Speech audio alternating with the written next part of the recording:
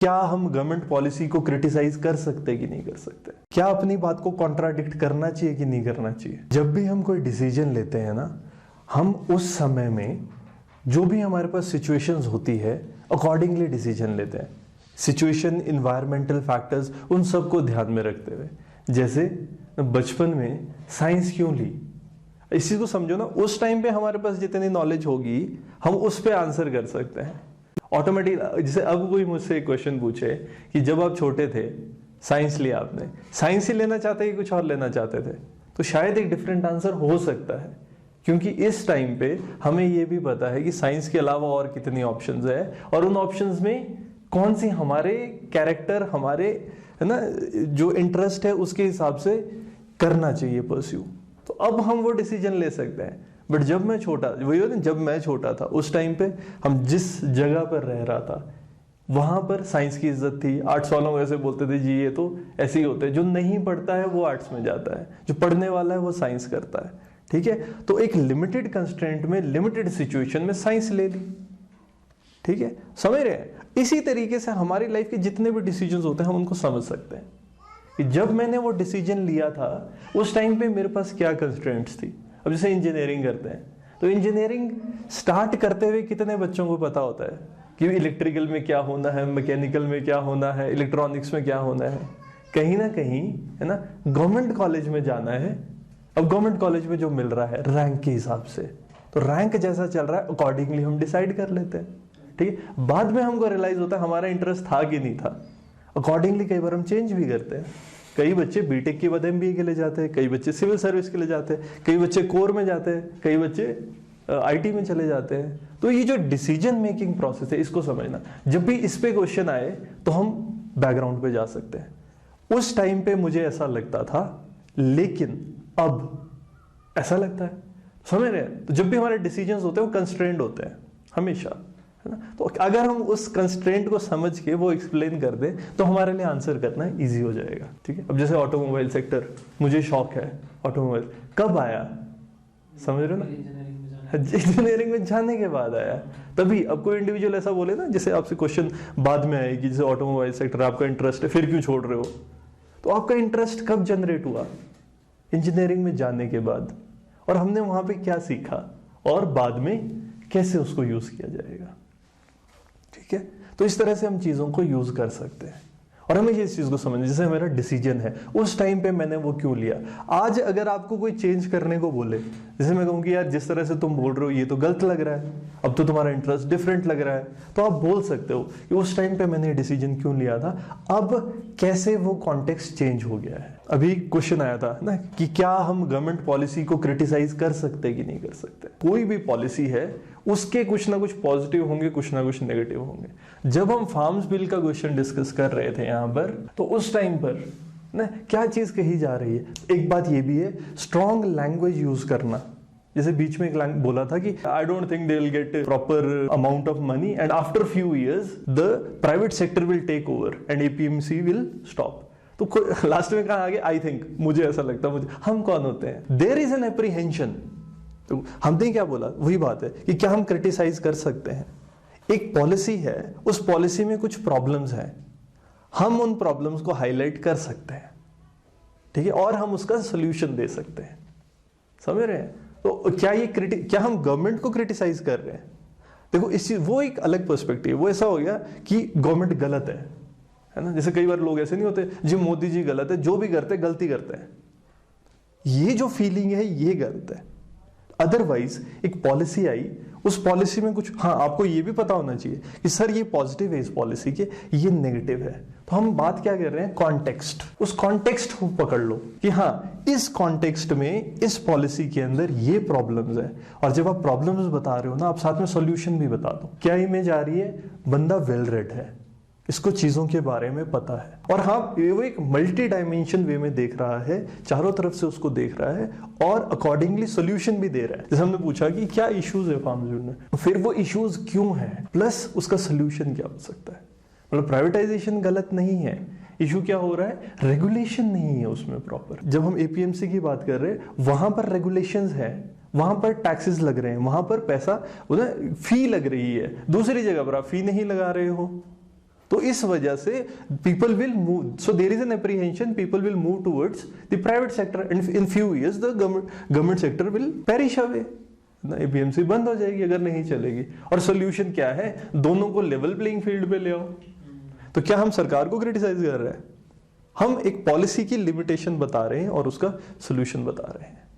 वैसे ही वही बात, जैसे कॉन्टेक्स्ट, जब हमारे किसी डिसीजन को क्वेश्चन किया जा रहा है तो हम ये बात कर सकते हैं, सर इस कॉन्टेक्स्ट में मैंने ऐसा कहा था, उस टाइम पे कॉन्टेक्स्ट क्या था, वो जो लिमिटेशंस क्या थी जिनमें मैंने वो डिसीजन लिया, ठीक है। और हाँ, बाद में सिचुएशनली वो चेंज हो गया। अब आप मेरे से पूछोगे, हो सकता है मैं अलग डिसीजन लूं, डिफरेंट डिसीजन लूं, ठीक है। अब जैसे बात कर रही थी कि ये ना कि अगर एनआईटी में नहीं गए होते तो क्या है ना, तो हाँ वो एक कॉन्टेक्स्ट था, ऐसा हुआ तो ऐसा हो गया, अदरवाइज मुझे ऐसा लगता है शायद ऐसा होता, ठीक है ना, उस तरह से। तो हम हमेशा ना कॉन्टेक्स्ट पे आ जाएगा। उसी तरीके से कई बार स्टूडेंट्स ये भी कहते हैं कि मैंने कुछ कहा शुरू में और बाद में मुझे लग रहा है मैंने गलत बोल दिया, या शुरू अपनी ही बात, क्या अपनी बात को कॉन्ट्राडिक्ट करना चाहिए कि नहीं करना चाहिए, ये भी कई बार स्टूडेंट्स को लगता है मैं अपने आप कॉन्ट्राडिक्ट कर गया, करूं कि नहीं करूं। इस चीज को समझो, मैंने कोई स्टेटमेंट बोली ना, जैसे स्टार्टिंग में कि मैं नॉन वायलेंट हूं, मैं वायलेंस पे बिलीव नहीं करता, ठीक है, हमने एक ब्लैकेट स्टेटमेंट दे दी, ठीक है, जो मीट भी नहीं खाता, वायलेंस मैं नहीं करूंगा। फिर धीरे धीरे इंटरव्यू डेवल हो रहा है, आगे जा रहे हैं, फिर एक सिचुएशन ऐसी आती है, एसपी बना दिया, राइट हो रही है, आगे से मॉब आ रही है, उन्होंने डंडे उठाए हुए हैं, आपके पास इधर गन है, आपके पीछे जनता है ना, मासूम लोग हैं, आप पुलिस वालों के सामने खड़े हो, अब आप क्या शूट करोगे कि नहीं करोगे, है ना। उस टाइम पे आप शूट कर दोगे ना, आपने डिसीजन ले लिया। तो जब आपने शूट किया उसी टाइम पे बोल देंगे, शुरू में तो तुम बोल रहे थे तुम नॉन वायलेंट हो, अब तुम गोली चलाने पे आ गए, तुम तो यार अपनी बात पे नहीं टिकते हो, ठीक है। ऐसे कोई भी, हम बस एक सिचुएशन कह रहे हैं, शुरू में मैंने कुछ बोला और बाद में अब should I contradict my self, हमेशा वापिस आओ कॉन्टेक्स्ट पे। सर एक नॉर्मल सिचुएशन में जहां पर है ना नॉर्मल चल रहा है सब कुछ, क्या मुझे वायलेंस करने की जरूरत है? नहीं, ठीक है। फिर यहां पर जैसे लेसर एविल ग्रेटर एविल, कम बुरा ज्यादा बुरा के बीच में होता है हमेशा ऑप्शन। सही गलत में हो तो सबको ही पता है, सही करना चाहिए गलत करना चाहिए, सबको पता है, क्या करो सही करेंगे। लाइफ में लेसर एविल और ग्रेटर एविल के बीच में हमेशा क्वेश्चन होता है। तो अब यहां पर हमको डिसीजन लेने होता है। जॉब के साथ साथ तैयारी कर रहे हो तो कहीं ना कहीं आप तो अपने काम पे ढंग से फोकस नहीं कर रहे हो, ठीक है ना कहीं झूठ बोला जा रहा है ना, छुट्टी लेने के लिए झूठ बोलना पड़ गया, तो लेसर एविल और ग्रेटर एविल, नहीं तो फंसा देंगे, वहां फंसा सकता था उस टाइम पे ना जब वो सेंटेंस निकल गया था। तो हमेशा उन चीजों का ध्यान रखना कि एक हमेशा आपके पास ऑप्शन होती है कि कहां पर, और हम लेसर एविल चूज कर रहे हैं।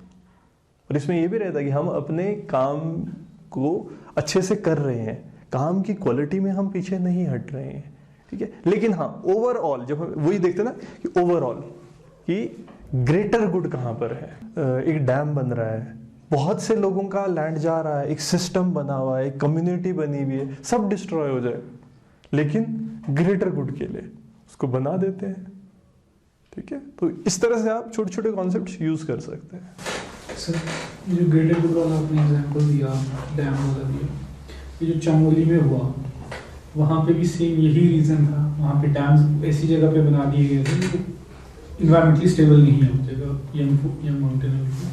तो वहाँ पे कैसे, अगर वो अपने से यही बोला, हमने यही आर्गुमेंट दिया, उन्होंने वही चामोली वाला ही बात कह दी, फिर कैसे इसको काउंटर करेंगे? देखो ना, अब ये तो इसमें लेसर एविल क्या था कि लेसर एविल ये था कि मत बनाओ अगर इन्वायरमेंटली अनस्टेबल हो रहा है। इसका मतलब क्या है, इन्वायरमेंट इम्पैक्ट असेसमेंट जब होना था वो प्रॉपरली नहीं हुआ होगा, है ना। हम उसी टाइम फैक्ट्स पे चले जाएंगे कि सर कोई भी जब प्रोजेक्ट बनता है उससे पहले इन्वायरमेंट इम्पैक्ट असेसमेंट होता है। जब इन्वायरमेंट इम्पैक्ट असेसमेंट में ये भी क्लॉज है कि जब वो प्रोजेक्ट बन रहा है तो आसपास जो ऑलरेडी प्रोजेक्ट्स है, क्या इस प्रोजेक्ट के बनने की वजह, एक तो एक नॉर्मली कि उस एरिया में एक प्रोजेक्ट बन रहा है, बट उसमें यह भी देखा जाता है कि जब आसपास प्रोजेक्ट्स बन रहे हैं फिर इस प्रोजेक्ट का उनके प्रेजेंस की वजह से कहीं सिचुएशन एग्रेवेट तो नहीं हो रही है, कहीं ना कहीं ये चीज ढंग से नहीं हुई होगी, इस वजह से हो गया, तो वो गलत है। फिर तो आपने वो लेसर एविल नहीं देखा ना, तो ग्रेटर एविल हो गया। तो कहीं ना कहीं जो सिचुएशंस थी, जो रूल्स थे, उसको प्रॉपरली फॉलो नहीं किया गया है। तो इस तरह से कर सकते हैं। तो ग्रेटर गुड, यहां पर ग्रेटर गुड क्या था? ग्रेटर गुड ये था कि थोड़ी से फायदे के लिए, है ना, कि हम थोड़ी सी एनर्जी प्रोड्यूस करने के लिए हम लोगों का बड़ा नुकसान कर रहे हैं, उससे बेटर है वो थोड़ी एनर्जी ना प्रोड्यूस की जाए। तो ग्रेटर गुड इसमें है, ठीक है, ऐसे कर सकते हैं हम बात। और जब भी कोई फंसाने लगे ना आपको, और ये होगा वही बात है, जैसे आप क्या करें, आप मेरा कॉन्टेक्स्ट चेंज कर रहे थे, आपने एज ए एग्जामिनर यही किया।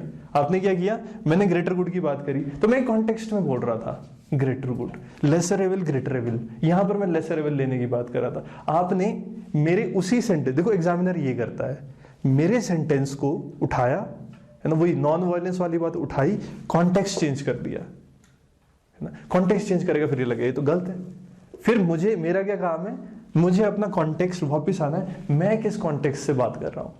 पहले आपका मैं आइडेंटिफाई करूंगा, सर ऐसे बोल रहे हो तो आप ठीक बोल रहे हो, इस कॉन्टेक्स्ट में आप ठीक बोल रहे हो, लेकिन मैं इस कॉन्टेक्स्ट पे बात कर रहा हूं, ठीक है। तो ऐसे होता है, तो ऐसे बचा जाता है, आंसर किया जाता है। बट इसके लिए कहीं ना कहीं क्या होता है, हम थोड़े रिलैक्स होने चाहिए। मेन बात ये होती है, आदमी जब आप बात कर रहे हो रिलैक्स्ड रहो, और रिलैक्सेशन बहुत ज्यादा इंपॉर्टेंट है। और कहीं ना कहीं इस चीज को समझना कि क्वेश्चन क्या पूछा है ये याद रहना चाहिए, इसको हमेशा ध्यान रखना, नहीं क्वेश्चन क्या था। यहां पे फंसते हैं। अगर आपको सिविल सर्वेंट बना दिया जाएगा तो फिर आप किन की एरियाज पे फोकस करोगे। तो कहीं ना कहीं जैसे हम मेंस में भी बात करते हैं, जब मेंस में आप आंसर लिख रहे होते हैं तो आप क्वेश्चन का ध्यान रखना होता है आंसर लिखते हुए। क्यों? क्योंकि आंसर लिखते लिखते ना हम भटक जाते हैं, और जो हमारे दिमाग में होता है, जो हम तैयार करके गए होते हैं, वो चलने लग जाता है। इसीलिए हमेशा ये रहता है कि जब आधा आंसर लिख दिया, एक बार वो कुछ वर्ड्स देख लो जो मेन आपने मार्क किए हैं, जो मेन वर्ड्स थे। वैसे ही जब किसी ने क्वेश्चन पूछा तो एग्जैक्ट वो क्या क्वेश्चन पूछ रहा था, उसके जो दो कर वर्ड्स होते हैं ना, वो ध्यान होने चाहिए कि मैंने वो एड्रेस करने हैं। नहीं तो क्या हो रहा है, शुरू में एड्रेस करने लगे और धीरे धीरे हम कुछ और करने लग गए, हम कहीं और चले गए। ऐसा कई जगह पर हुआ है, ठीक है। जैसे हम ये बात कर रहे थे कि सिविल सर्वेंट बना देंगे तो किन एरियाज पे काम करोगे, है ना। और आपने आंसर कैसा दिया, मैं मतलब आप जिस एरिया में हो वहां पे क्या प्रॉब्लम्स है और उनका सोल्यूशन क्या है। और उसमें भी एक ही चीज पकड़ी, बल्कि आप 3 या 4 चीजें 5 चीजें बता सकते थे। जैसे अनएम्प्लॉयमेंट है ना, तो इस एक ये थीम हो सकता था, फिर और चीजें भी हो सकती थी। आंसर करते हम क्या, पहले 5 थीम बता दें, फिर एक एक को इलेबोरेट करने लग जाए, कहीं ना कहीं वो रोक के कुछ ना कुछ और पूछ लेंगे, है ना। तो हमने एग्जामिनर को ज्यादा डाटा दे दिया बोलते हुए, ठीक है। उसी तरीके से जैसे कांट से नो में कहीं और जाने लग गए थे, फिर वो टीचर के पास, वो ठीक है, वो ठीक है ना, हाँ ठीक है। ये चीज और है भी, देखो फंसाने वाली बात होती है तो, क्योंकि और यहाँ पर हम पता क्या चाह रहे हैं, देखो जहां थोड़ा ऐसा हो रहा है ना, वहां पर आप अपने आंसर को बेटर कर दोगे। वही बात है, जैसे इंट्रोडक्शन है, जब आप यहाँ इंट्रोडक्शन दोगे तो उसमें फिर कुछ उससे काउंटर क्वेश्चन पूछे जाएंगे, है ना। हमारा काम क्या है, ऑलरेडी एक स्ट्रक्चर बन गया है, अब उसको स्मूदन करना है, वो काम कर रहे हैं हम। तो स्कल्पचर ऐसे ही बनता है ना, पत्थर पहले से होता है, बाद में उसको स्मूदन करना होता है। तो हम बोल रहे हैं ये इस वाले एस्पेक्ट में आंसर बताओ, इस वाले एस्पेक्ट में आंसर बताओ। कुछ आप बड़े अच्छे से बता पाओगे, है ना, या आपको लगेगा अच्छा मेरे को यहाँ पे ज्यादा काम करना चाहिए, कुछ आपको ऐसा लगेगा यार यहाँ ना मेरे को ना थोड़ा ध्यान नहीं ले जाना चाहिए। और जैसे सिग्मा प्रोजेक्ट है, आप पकड़ है उसमें किया हुआ है और उसको कर रहे हो, स्ट्रांगली बता पा रहे हो, तो हाँ आप उसको इंट्रोडक्शन में भी कर सकते हो। थोड़ा सा ऐसा एक हिंट दिया जा सकता है ताकि उसको वहीं पे वो पकड़ लें और उस पे चल पड़े इंटरव्यू 5 मिनट के। इंट्रोडक्शन फिर बड़ी होनी चली जाएगी, वो उसमें कोई इशू नहीं है। देखो ऐसा किसी ने नहीं बोला ना इंट्रोडक्शन लंबी होनी चाहिए छोटी होनी चाहिए, बात सिर्फ इतनी है लगातार ऐसा होता है कि जब चल रही है रुकनी नहीं चाहिए, कोई आपको रोके ना। हाईलाइट करना चाहता हूं, करना चाहिए, ढूंढो जगह का है ना। और ऐसा नहीं होता, देखो वो सुनते हैं, वो सुनने के लिए बैठे हैं ना, उनको क्वेश्चन चाहिए आपकी इंट्रोडक्शन से, सिंपल बात है, वो सुनेंगे। जब तक वो बोरिंग नहीं हो रही है ना, आप कितनी लंबी खींच लो, इसमें कोई पैरामीटर नहीं है, इतनी ही होनी चाहिए, यही बताना होता है। बेसिक बात है, आप ऐसी चीज बताओ जिससे आपकी क्वालिटीज हाईलाइट हो, आपके बारे में पता लगे, और एक ऐसा एरिया है जहां से वो क्वेश्चन पूछे, ठीक है। तो आप, और वही हो ना हमारे डिस्कशन से लग रहा है स्ट्रेंथ पॉइंट है, इंट्रोड्यूस करो उसको। कैसे इंट्रोड्यूस करना है, छोटा जैसा करा जा सकता है, ठीक है। अब जैसे एसए की बात करी थी, है ना, 3rd क्लास में एसए, तो कहीं ना कहीं वहां से एक ट्रेट दिख रही है ना इंडिविजुअल की, कि मैंने इस टाइम, मतलब आप कहीं ना कहीं राइटिंग में ठीक होंगे, छोटी छोटी ट्रेट्स। और अपने ऊपर मत लो, जैसे आई डोंट थिंक, ये जो स्ट्रॉन्ग स्टेटमेंट्स है ना, ये तभी जब बहुत ऐसी चीजें होती है जो बिल्कुल ही गलत है और जब आपसे पूछा जा रहा है, आपको क्या लगता है ना? आपको क्या लगता है ऐसा होना चाहिए कि नहीं होना चाहिए? जब आप जजमेंट दे रहे होते हो ना, प्रेफरेबली पहले आप थोड़ा सा चीजों के बारे में बता सकते हो और लास्ट में कर सकते हैं कंक्लूड कि इसलिए मेरे को लगता है ठीक नहीं है, रादर देन स्टार्टिंग का पहला सेंटेंस हो गया यार मेरे को लगता है गलत है, फिर बताने लगो गलत क्यों है। पहले ही अपना आप दोनों व्यूज को एक तरह से बताओ, सर ये वाला एस्पेक्ट ए, एस्पेक्ट बी, और मुझे ऐसा लगता है, वो लास्ट में। और नॉर्मली मुझे ऐसा लगता है से बचो, है ना, पॉलिसी बता दो कि इस पॉलिसी में ऐसा था, इस रिपोर्ट में ऐसा था, है ना। तो कहीं ना कहीं आप गवर्नमेंट फैक्ट्स कोट्स ये सब करोगे ना, तो ऐसा लगेगा ये इंडिविजुअल वेल रेड है और ऐसी जजमेंट्स नहीं पास कर रहा है, ठीक है, आर्ग्यूमेंट्स फैक्ट्स के साथ बता रहा है, बस इतने से चाहिए होता है। और कहीं ना कहीं एनर्जी, है ना, एनर्जी लास्ट तक रहनी चाहिए, वो रहेगा। देखो धीरे धीरे ना वो होता है, ये सिचुएशनल है अभी, है ना, इतना ड्रेन नहीं किया होगा और वो आ जाएगा, आ रहा है और बहुत अच्छा किया है ना, ये चीज इसको समझना। और हमें ये तो बस ऐसा होता है ना कि there is always a scope for growth, और ना क्वेश्चन पूछना बहुत आसान होता है, आंसर करना बहुत मुश्किल होता है, ये बहुत बेसिक सी बात है। जो यहाँ पे खड़ा है ना, आप खड़े होके इतना बोल पा रहे हो, बहुत बड़ी बात है ना। एक आगे वाले ने तो एक ही क्वेश्चन पूछना है, जो भी सुना उससे निकाल के कुछ पूछ लिया, है ना, वो बहुत आसान है। मेन बात होती है आप खड़े होके अपने आप को और बहुत अच्छा प्रेजेंट कर रहे हो, बस ये कि हाँ उसको करते रहना। आज हमारा यही मोटिव था कि एटलीस्ट और इंडिविजुअल ना 1 घंटे लगातार बोले, उससे पता लग जाता अभी अपनी कैपेसिटी बहुत है, तो फिर आदमी रिलैक्स हो जाता है। और आपको ये भी पता कि मेरा थ्रेशोल्ड इतना है, तो वो चाहे 1 घंटे तक भी बात कर ले, 1 घंटे तक नहीं थके ना, उससे तो वहां कम ही होना है, तो you will be very energetic, बस ये है, ठीक है। प्रश्न और कोई? 3 मार्च से 10 मार्च को होने वाले Himachal Pradesh administrative service interview के लिए रमन एकेडमी शिमला में 20, 23 और 25 फरवरी को 3 पर्सनालिटी डेवलपमेंट सेशन और 21 और 28 फरवरी को जो संडे है 2 मॉक इंटरव्यूज कंडक्ट किए जाएंगे, जिसकी वीडियो रिकॉर्डिंग भी प्रोवाइड की जाएगी। अधिक जानकारी के लिए स्क्रीन पर दिए गए नंबर पर कॉल करें।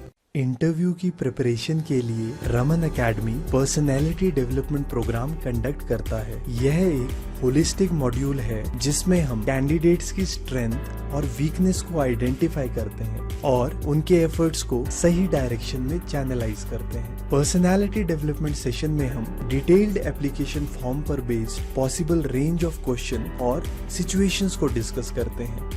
एस्पायरिंग ऑफिसर से इंटरैक्ट करते हैं, उनका डिटेल्ड परफॉर्मेंस इवैल्यूएशन कर उन्हें सॉफ्ट स्किल डेवलपमेंट के लिए फीडबैक देते हैं। रमन एकेडमी के mock interview sessions aspiring officers को रियल लाइफ सिमुलेशन प्रोवाइड करते हैं। इंटरव्यू पैनल कैंडिडेट की करंट नेशनल और इंटरनेशनल अफेयर्स, बायोडाटा और होम स्टेट की नॉलेज को चेक और अपडेट तो करते ही हैं, लेकिन उनका फोकस एस्पायरिंग ऑफिसर्स की पर्सनालिटी ट्रेट्स जैसे mental alertness, balance of judgement, moral integrity और लीडरशिप स्किल्स पर भी होता है, जिसे हाइपोथेटिकल सिचुएशन रिएक्शन टेस्ट के थ्रू इवैल्यूएट किया जाता है। इंटरव्यू के बाद कैंडिडेट के साथ पर्सनल इंटरेक्शन किया जाता है और मॉक इंटरव्यू की वीडियो रिकॉर्डिंग प्रोवाइड की जाती है, जो परफॉर्मेंस एनालिसिस और सेल्फ इंप्रूवमेंट में हेल्प करती है, ताकि कैंडिडेट फाइनल इंटरव्यू में अपना बेस्ट परफॉर्मेंस दे सके। So if you are sincerely planning to prepare for civil service examination, I welcome you in this endeavor and assure you that together